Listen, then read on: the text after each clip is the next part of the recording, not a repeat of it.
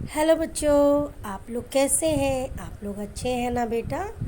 अच्छे से रहिए, घर में रहिए। घर में रहेंगे तो सेफ रहेंगे, ठीक है। आज मैं आप लोगों को एक कहानी कराऊंगी, मैक्स और टैमी की। एक हाथी है और एक शेर की कहानी है ये। वो लोग एक छोटे से गांव में रहते हैं। तो चलिए हम लोग कहानी स्टार्ट करते हैं बेटा। एक बार एक छोटे से गांव में जिसका नाम था लोहच, दो बच्चे थे, मैक्स और टैमी। मैक्स और टैमी एक खूबसूरत नीली झील के किनारे एक छोटी सी झोपड़ी में रहते थे। अब हर हफ्ते सोमवार को, जो मार्की शहर में मार्केट डे था, मैक्स और टैमी अपनी शॉपिंग करने जाते। सोमवार को हमेशा की तरह मैक्स अपनी खिड़की से बाहर झांकने से पहले ही वो मार्की के लिए रवाना हो गए। खरीदारी के लिए बढ़िया सुबह है। हाँ, वो तो है।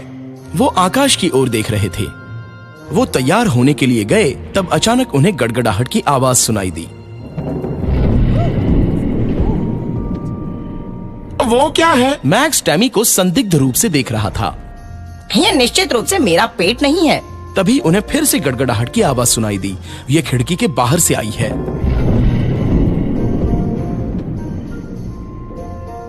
मुझे उम्मीद है कि ये बारिश और हमारी खरीदारी यात्रा को खराब नहीं करेगी। अरे नहीं, मुझे आशा है कि मैं इस यात्रा के लिए उत्सुक नहीं हूँ। चलो, बारिश शुरू होने से पहले जल्दी चलो। मैक्स को खुश करने के लिए टैमी ने कहा। टैमी और मैक्स अपनी छोटी लाल कार में सवार हो गए और जल्दी ही बाजार गए। मार्की शहर बहुत दूर एक पहाड़ी पर बसा हुआ था, इसलिए उन्हें घर लौटने के लिए पूरा दिन लग जाता था। फिर थोड़ी देर बाद वही गड़गड़ाहट की आवाज सुनाई दी।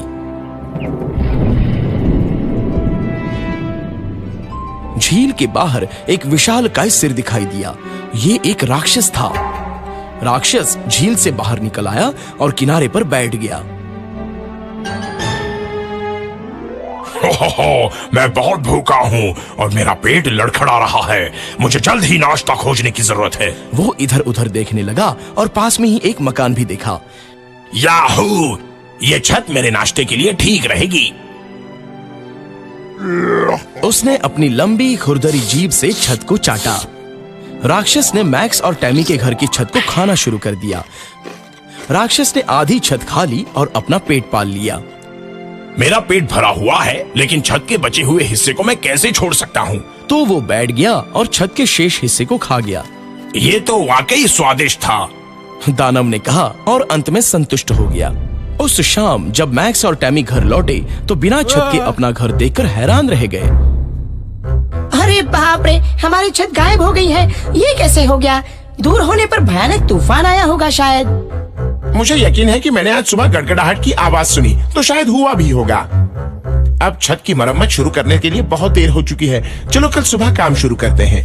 आंट मैरी के घर चले और अपने लिए एक तंबू ले लेते हैं, टैमी ने कहा।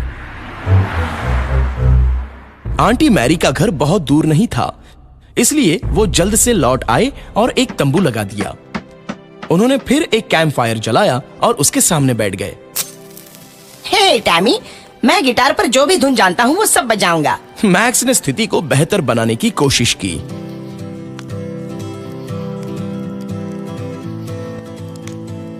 अरे, ये बहुत अच्छा लग रहा है। टैमी ने ताली बजाकर और गाना गाकर मैक्स का साथ दिया। उन्होंने संगीत बजाया और कुछ समय के लिए गाना गाया, जब तक कि वो सो नहीं गए। अब झील के पास में राक्षस पूरी छत खाने के बाद पेट दर्द को लेकर संघर्ष कर रहा था। मेरे पेट में बहुत दर्द हो रहा है। मैं फिर कभी इतना खाना नहीं चाहूंगा, भले ही वो कितना ही स्वादिष्ट क्यों ना हो। राक्षस दर्द में रोने लगा। अगली सुबह मैक्स और टैमी ने छत को मोड़ना शुरू कर दिया। दोनों बच्चों को कड़ी मेहनत करते देख राक्षस को उनके लिए दुख हुआ। राक्षस ने तब मैक्स और टैमी की चुपके से मदद करने का फैसला किया। जब वो चाची मैरी के घर पर अपना दोपहर का भोजन करने गए तो राक्षस ने पूरी छत बनाना शुरू कर दिया। मैक्स और टैमी अपने घर की छत देखने के लिए घर लौट आए तो वो हैरान थे। और जब उन्होंने देखा कि उनके घर के दरवाजे पर एक पर्ची चिपकी हुई है, वो अचंभित हो गए। मुझे छत के लिए खेद है। आशा है कि आपको मेरा ये तरीका पसंद आया होगा। आपका मित्र। मैक्स और टैमी बहुत ही खुश थे। दयालु मित्र का स्वभाव देखकर वो अनुमान लगाते रहे कि ये कौन हो सकता है, लेकिन वो जान नहीं पाए। थोड़ी देर बाद उन्होंने एक बार फिर वही गड़गड़ाहट की आवाज सुनी।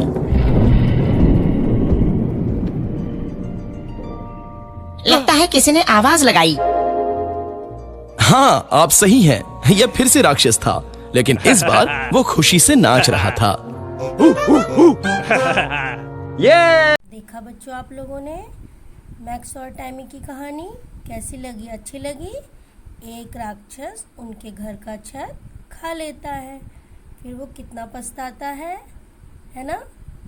ये कहानी सुन करके आप लोग कमेंट जरूर करिएगा, ठीक है? आप लोग क ख ग घ अंगा लिख चुके हैं ना बेटा? अ से लेके अंगा तक लिख चुके हैं। आज मैं आप लोगों को एक लिखना सिखाऊंगी। क्या सिखाऊंगी बेटा? एक लिखना। जैसे मैं यहाँ लिखूंगी, आप लोग अच्छे से देखिएगा। पहले क्या करना है, हमें एक सीधी लाइन खींचनी है इस तरह से, फिर उसमें एक गोला छोटा सा बनाना है, ठीक है? क्या हो गया? एक। फिर देखिए, सीधी लाइन खींचेंगे, एक गोला छोटा सा, क्या है ये? एक। फिर देखिए सीधी लाइन, एक छोटा सा गोला, फिर एक सीधी लाइन, फिर एक छोटा सा गोला, क्या बन गया बेटा? एक। फिर हम क्या करेंगे? बिंदी लगाएंगे 1 लाइन गैप करके, फिर इस तरह से हम लोग बिंदी लगाएंगे। फुल पेज हमें बिंदी लगानी है।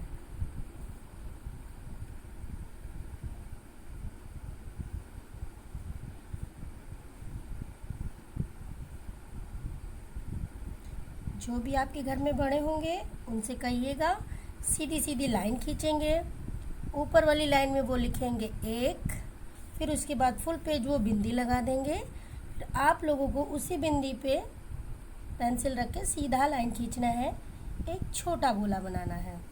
फिर देखिए, एक सीधा लिखना है, सीधी लाइन खींचनी है, फिर एक छोटा गोला बनाना है, फिर एक सीधी लाइन खींचनी है, फिर एक छोटा गोला बनाना है, एक सीधी लाइन खींचनी है, एक छोटा गोला बनाना है।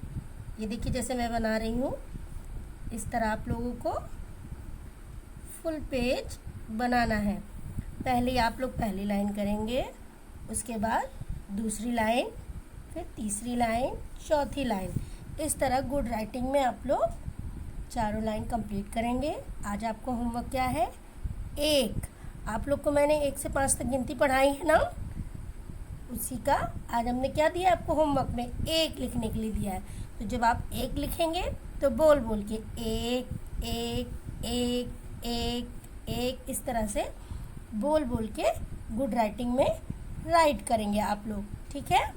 और आप लोग जो कहानी मैंने सुनाई है, जो आप लोगों ने कहानी देखी है, उस कहानी को अच्छे से देखिएगा, खूब एंजॉय करिएगा, है ना?